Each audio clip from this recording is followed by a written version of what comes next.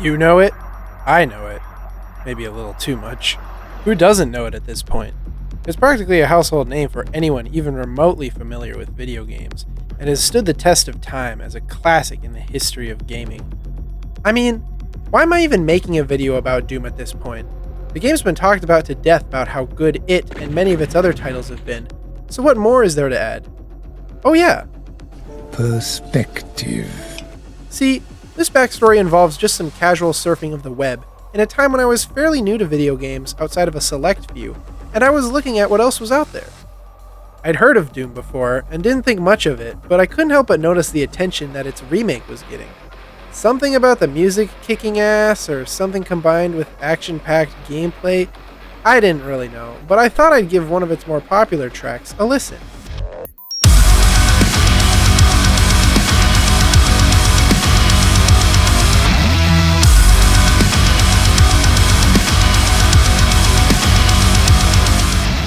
I really enjoyed making that video on Zoo Tycoon 2, and with that came the strong desire to make a series where I talk about games I hold in high regard for whatever the reason is.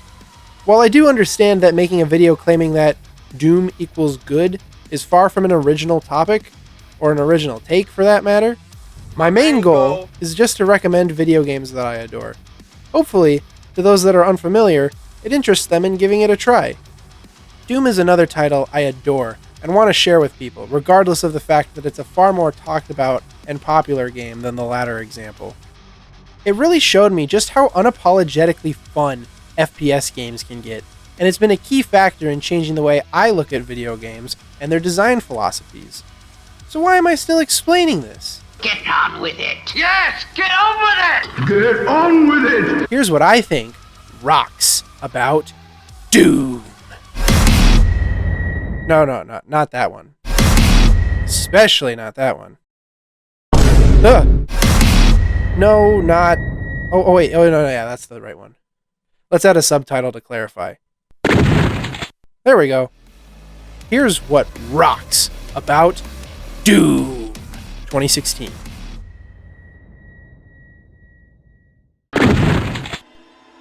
Since the soundtrack is what got me really interested in the game, I feel it should start.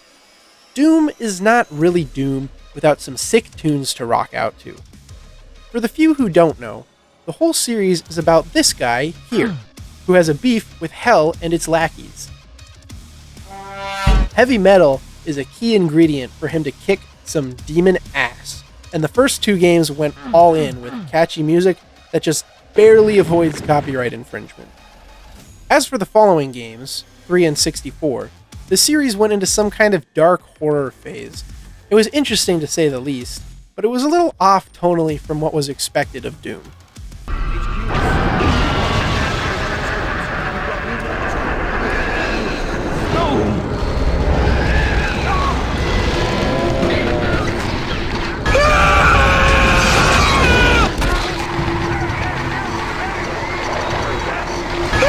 For 2016, the franchise was returning to its roots, and the company hired the, at the time, somewhat obscure musician, Mick Gordon, to write and compose the music. To say it was successful is a bit of an understatement. Oh, thought I'd get cut. My dude was aiming for extra credit with this homework. It's been cited a ridiculous amount of times, but he couldn't just stop at synthetic beats and guitar riffs. No, dear viewer. He used a goddamn chainsaw as an instrument in some of these songs. I mean, that really is a great way of tying the music into gameplay, that's for sure. My experience with the game and its music is just incredible. There really is just a unique feeling about it that heightens the experience, whether you're tearing an imp apart or bashing a Hell Knight's head in. I think the adaptive soundtrack was the final selling point for me to cherish this game. It's pretty common now in video games to use an adaptive soundtrack, which is music that adjusts itself to what you're doing, for those who are unfamiliar, but the implementation in Doom is just, oh my god! It builds up.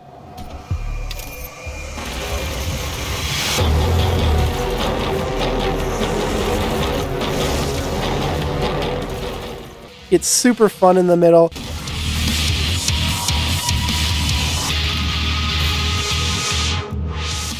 and then wraps itself up nicely from the moment you eliminate the last enemy in the area.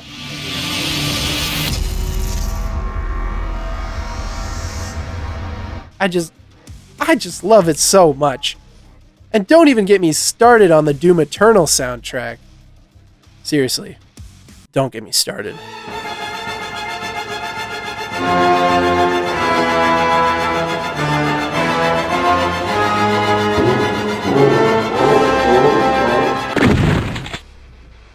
Gotta throw my 2 cents worth into the vid due to my appreciation and practice of art and design, because I really like how the game comes off stylistically.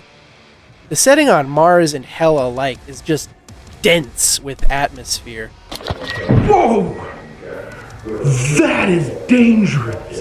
And it feels like it was plucked out of a sci-fi horror game like Dead Space, except in this one, the monsters are scared of you. Artists like Emerson Tung and Alex Palma seem to have mixed Doom 3's darker tone with more influence from the original games, and it stands out from the other titles as a result. It has this grounded, sort of realistic look to it, but it doesn't take itself too seriously. Something I'd use as a great example is how grotesque and detailed the demons are, but you'll get these over-the-top introductory cutscenes where they just stand there and scream at you as the camera pans in. Demonic breach detected.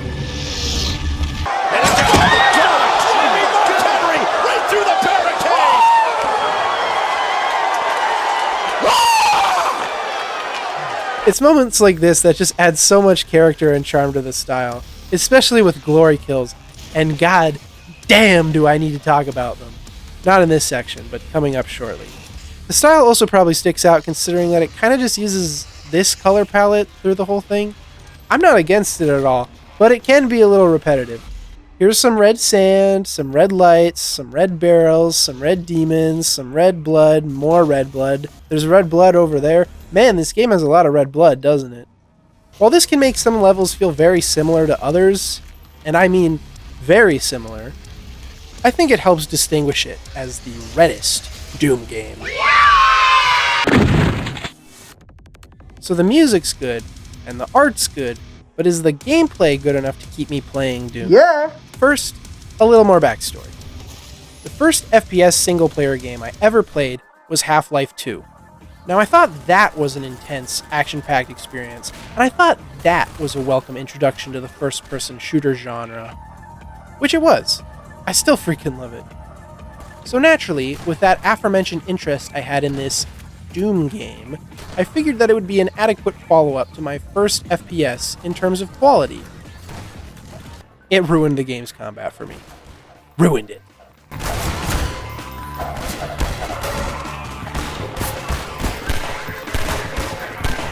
There is no sprint key. You just move fast. There's a shitload of enemies surrounding you in the arenas. They're clawing and biting and throwing everything they have to try and take out the ever-present threat that is you. As you dodge projectiles, you also have to make quick decisions on the fly about your vast arsenal of weapons and what to use to exterminate the hellish forces. Will I strategically use this rocket launcher to stagger and take out the large enemy? Or will I waste it on this lone zombie who deserves it? Look at him. He deserves it, doesn't he? Each demon does different things, which you'll be wary of, and murdering them is an immense benefit in the form of glory kills. In summary, the enemies become weakened to the point of staggering, which lets you insta-kill them. Whoever thought of this idea is already a genius, but then they get to ascend even further to the heavens with the addition of brutal death animations that change depending on what part of your target you are looking at. Like, come on! Combat aside, there's fun challenges, creative exploration, the level design is great, Easter eggs are great, you collect Doomslayer Funko Pops that don't look like garbage. This guy showed up at a certain point. I don't know, man. I like it all a lot, I really do. But I kind of just had the energy to dive into the action-packed bits. Sorry to all my viewers out there who wanted a full-length reading of the Doom 2016 Codex, but I'm moving on. Maybe another time, but I'm moving on. Aside from being an awesome game on its own, this is also somehow an awesome remake. The thing is, remakes are really hard to get right, mainly because you need the heart and soul of the original title while making something new that justifies recreating the original. Bullshit. Bullshit. Derivative.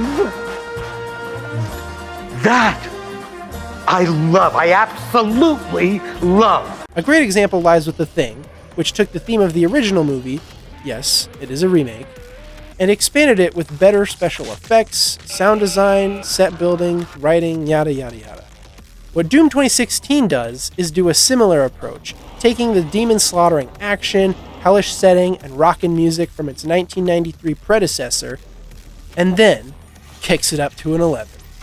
If you can see, the numbers all go to 11. What we do is if we need that extra push over the cliff, you know what we do? Put it up to 11. 11, exactly. What the game does add that mainly changes the pace is a deeper story. The original sort of just puts up these walls of text to explain the very basics of what's happening, whereas this one incorporates the story into the levels as MacGuffins to give you some motivation to keep playing the game. I do like it though, as simple as it is, and it adds a neat bit of world building the original didn't have as much of. Again, apologies to the viewers who are expecting a full-length reading of the Doom 2016 Codex. I'm just as distraught about this as you are. If I was to give an example of one of my favorite additions from this remake, it'd be this dude, Samuel Hayden. He's a cyborg who's the head of the UAC, the megacorporation at fault for this invasion of hell onto Mars, and he just copes the entire game about how tampering with dark eldritch evil was ultimately the right thing to do for humanity's sake. I am not the villain in this story. I only poo-poo farted for the good of humanity. There's also a lot of moments where he tries to explain important stuff to you, and you just ignore his advice or smash something he finds irreplaceable because it'll get you to your objective faster. I just love moments like that.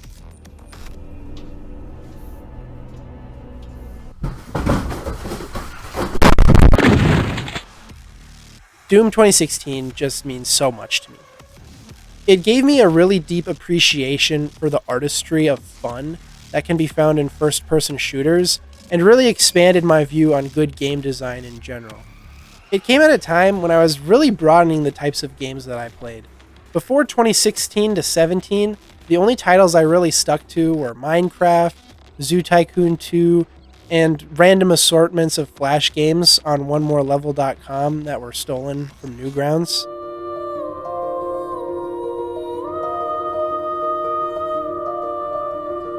Stuff like Doom made me step out further to see what types of games I was missing out on. This game, and the franchise in general, has had a really special place in my heart ever since. But then again, I don't think I'm that obsessed with it.